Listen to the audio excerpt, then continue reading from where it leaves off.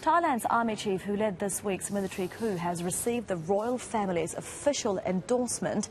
The endorsement means General Prayuth Chan-o-cha now has formal status as head of the ruling military council. The king, who's in poor health, did not attend the ceremony. Our correspondent Scott Heidler is joining us live from the Thai capital now. So, Scott, what exactly then does this endorsement mean, and where to from here? Well, it officially makes the general the head of state here in Thailand. And where it goes from here, the general kind of mapped out a few things, kind of like a long-term goal, but not really the intermediate steps it's going to take for this country before it gets to that long-term goal, and that is to hold elections and get back to becoming a democracy.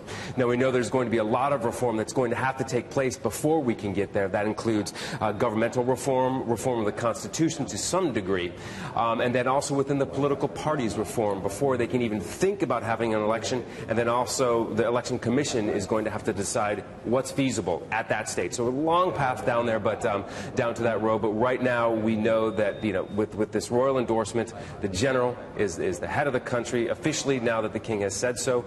And then now what the general also went on to say is that this is when the reform begins, and this is that long road that they're going to have to travel down through of reform before they can get to those elections. All right, Scott, and what about those anti-government protest leaders that have been charged, I understand, with sedition? What's happening to them?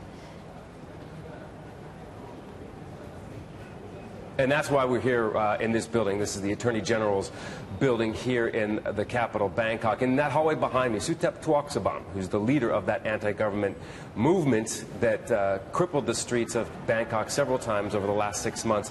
He is here facing charges. He's actually, this is like a bail hearing. About $3,000 bail has been set for him and a couple of the top leaders of that anti-government movement. We're also hearing that he and a couple of other top leaders have to go on to criminal court after this. So that's what's going to be happening today on Monday. Some other lower level members of the anti-government movement are also here, but they're not going to go on to criminal court. We also know that some of those in the former government and the cabinet, they are slowly being released from detention. Once they were detained by the military last Thursday when they announced the coup. So slowly but surely they're being let out. We haven't heard too much of the details of the red shirt group. That's the pro-government supporters. We don't know if they're being let out yet, but right now we know that the anti-government protest leaders are being let out now. All right, Scott, thank you very much. Scott Heidler joining us from the Thai capital, Bangkok.